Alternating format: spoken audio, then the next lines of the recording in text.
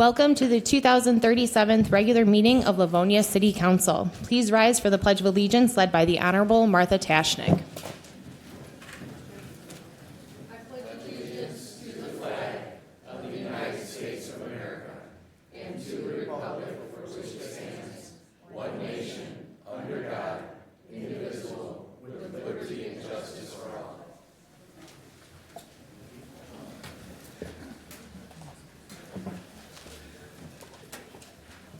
Okay, before we get into the minutes, I'm looking for, do you see her?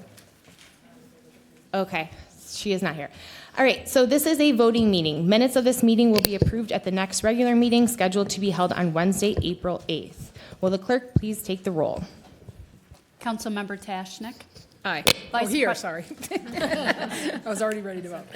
Vice President Brockway. Here. Councilmember McCullough. Here. Councilmember McDonald. Here. Councilmember Budzinski. Here. Councilmember Persicone. Here. President Reed. Here, and we have 7 members present. At this time, I will entertain a motion for the minutes from the regular meeting of the City Council held on March 9th, 2026. So moved. Support. Motion by McDonald, support by Budzinski. Any comments from council? Anything from the audience? Will Madam Clerk please take the vote? Councilmember Tashnik. Aye. Vice President Brockway. Aye. Councilmember McCullough. Aye. Councilmember McDonald. Aye. Councilmember Budzinski. Aye. Councilmember Persicone. Aye. President Reed. Aye, and the minutes are approved 7-0. We will now move on to audience communication. The council has set aside 30 minutes for audience communication for items not on the agenda. You will have 3 minutes, and Councilwoman Tashnik will be taking the time. We do not respond to each comment, but we may respond during council comments after the 30 minutes is up. We will have additional audience communication at the end of the agenda if we do not make it through everyone, but you can only speak at either the first one or the second one. Please state your name and address for the record and direct all comments to me, the chair. Hi, Chris Hench, 9812 Cranston, and I want to talk about a very troubling, to me at least, incident that happened at the last council meeting in which a man who perceived that some members of the audience were not supportive of the police, and he threatened them. He threatened them twice. And while he was making his threats, a member of the audience said, "Are you threatening us?" And he said, "Yes." And the person who said, "Are you threatening us?" was admonished that this is his time and we are not to interrupt him. In other words, go ahead and make the threats. Later in the meeting, when people applauded for something, they were told, "Oh, no applause, no applause." Now, applause is free speech. I don't know that making threats is, but people were admonished. I think something is very wrong when people are told they cannot applaud for something, but it's okay to threaten, physically threaten members of this audience. Something's wrong here. Thank you. Good evening. Hi, Cindy Fleming, Livonia. About a month ago, I came before you and I asked your help in talking to the Department of Public Works in regard to notifying residents and what happens when a water main break occurs, so that residents know whether the water is safe or not to drink. And I appreciate somebody, I don't know who, there is now a statement on the homepage of the website of Livonia, the Livonia.gov site. I very much appreciate that. If any of you help with that, I thank you. I just would like to give a little bit of feedback about that so that we can improve that statement, so that we can truly trust what's happening. The statement says that each of the residents who are affected will be notified either directly by knock on their door or a door hanger. That is not happening. I ask that you please talk to DPW and that they talk to the workers and they make sure that that happens. I know we have a short block and 2 of our residents were not at all contacted, ever. And then could you please ask too that the procedure notify in what manner, if there is they say that they always maintain the pressure, and there's never going to be a water main break or a water boil. That isn't true. It has affected me personally, and I'm sure many of the people here.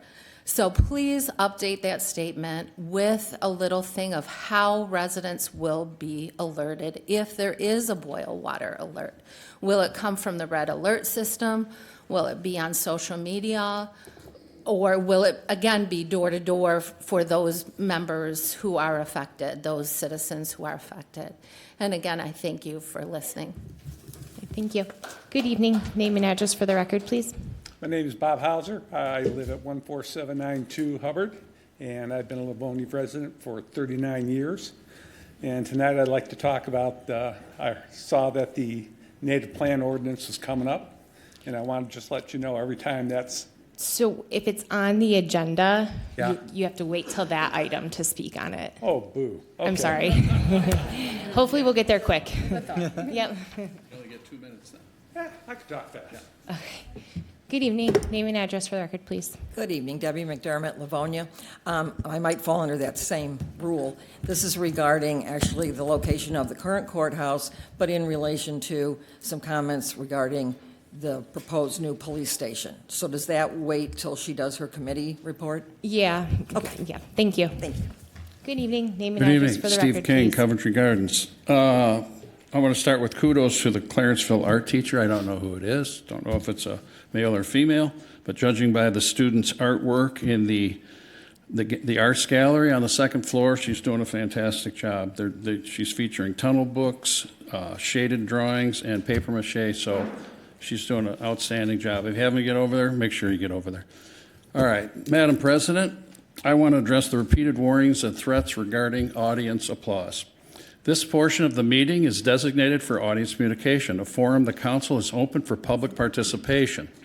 Brief applause after a speaker finishes, which ends before the next speaker begins, is not disruptive.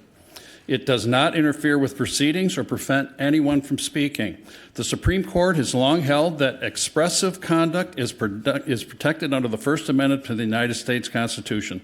Applause is a form of expression. Restricting that expression without a legitimate, content-neutral justification tied to actual disruption raises serious constitutional concerns. A blanket prohibition enforced through threats of removal, where no disruption exists, is not about maintaining order. It is an overbroad restriction on protected expression. If this rule continues to be enforced in this manner, it risks crossing from lawful decorum into unconstitutional suppression of public participation. Applause here is not disorder, it is democracy in action, and it reflects the voices you are all here to serve. Okay, next. Let's talk about something every taxpayer should understand, the Headley Amendment. The Headley Amendment is part of the Michigan Constitution and exists for one simple reason: to protect taxpayers from local governments raising taxes without voter approval. Under Headley, if a city wants to increase taxes beyond the limits set by the law, they must ask the voters first, not the administration, not the council, the voters.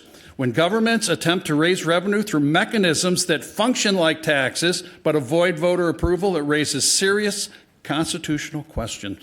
Transparency matters, accountability matters, and most importantly, voter approval matters. In Livonia, the rules are clear. The people decide if taxes go up. Any attempt to raise revenue without voter approval isn't just wrong, it's a violation of the Michigan Constitution. Government works for you, not the other way around. And I'm talking about the 1%.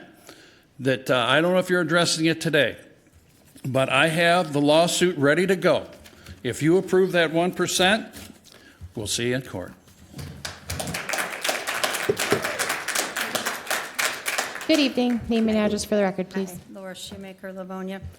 At the infrastructure meeting, before you stop me, this has nothing to do with that. I understood that the mayor talked about maintaining Carter Fisher as a contracted employee.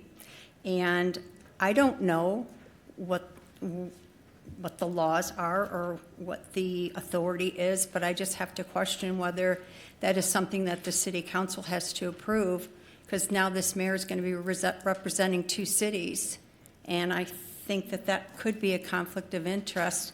And if we have